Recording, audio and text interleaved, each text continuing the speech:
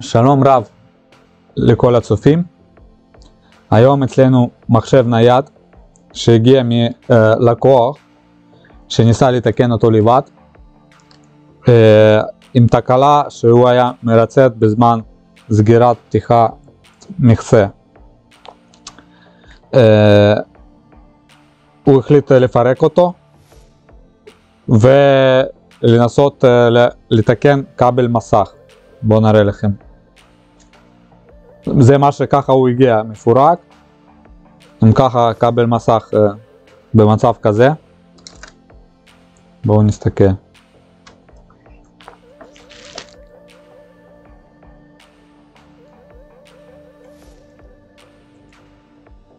פה הוא אפילו ניסה הלחמות לעשות.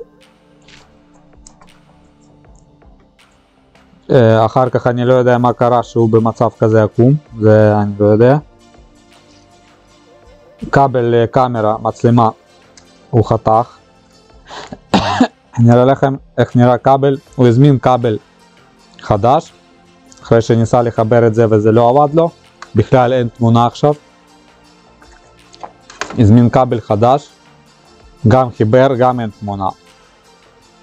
זה כבל, ככה הוא נראה. מפה יוצא כבל למצלמה.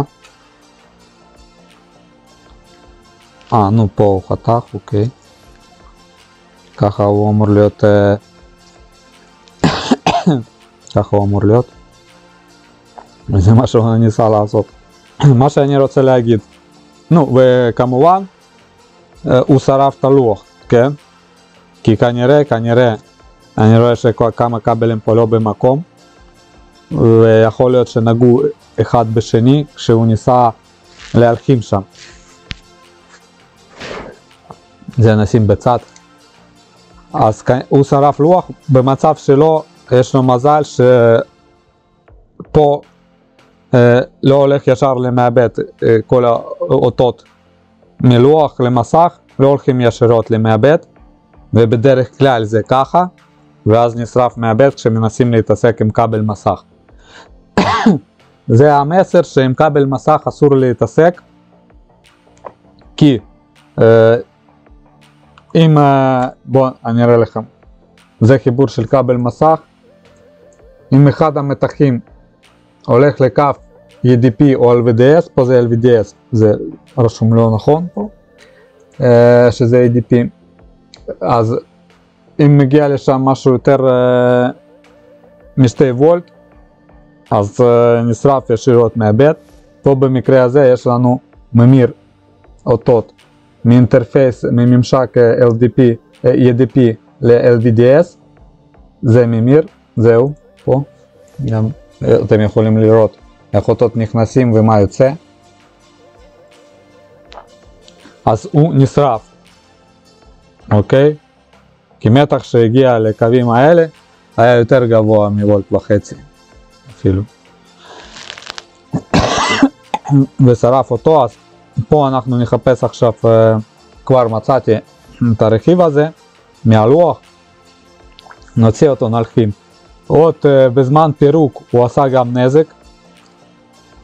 זה גם זה דבר שני שכאילו אנשים מפרקים ולא יודעים איך להרכיב אחר כך, כי פתאום פה קונקטור, בוא נראה מה זה קונקטור הזה. זה טאץ' ומקלדת, טאצ'פד שבור, אין סוגר, פה שבור, אין סוגר. זה הגיע ככה בשקית, מזל שהוא שמר את זה.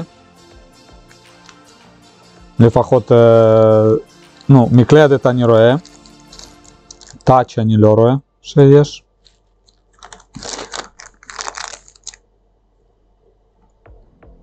זה מה זה, אני לא יודע. מה הוא ניסה לעשות? להדביק את זה עם זה? לא יודע. זה אני חושב אפשר לזרוק. כן, של טאץ' אין. אולי פה. נעשה חפירות. בפנים.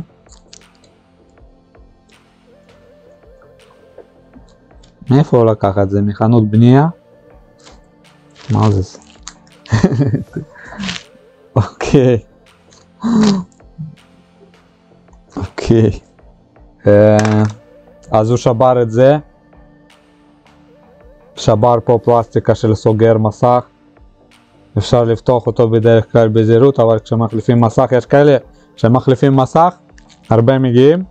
עוד סיפור מעניין. סלולה פה בפנים, אוקיי? אז לא פותחים את המחשבים, פותחים רק מסגרת מפה, שוברים כמובן את הפלסטיקה, כי צריך להוריד ולהזיז אותה לצד, שוברים פה, לא מנתקים סלולה, פה יש לנו עצבת סיס שכל הזמן יש פה מתח, מכניסים כבל הפוך, שורפים לוח. ככה זה מקרים מאוד נפוצים. טוב, אז עכשיו אנחנו נחליף את הצ'יפ הזה. ואני מקווה שזה יעזור והכל יעבוד.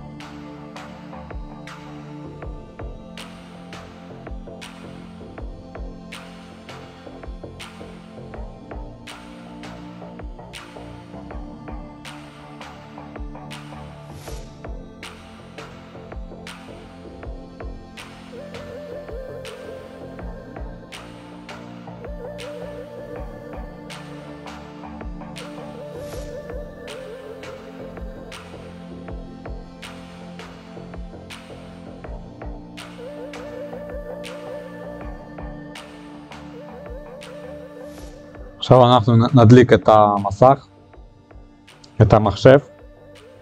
רכיב החלפנו, כמו שראינו, לקחנו אותו גם מלוח של אסוס, מהפירוק, ומדליקים. מחשב היה גם נדלק לפני זה, פשוט לא היה תמונה, אני מזכיר, בגלל הכבל. לוחץ על הכפתור,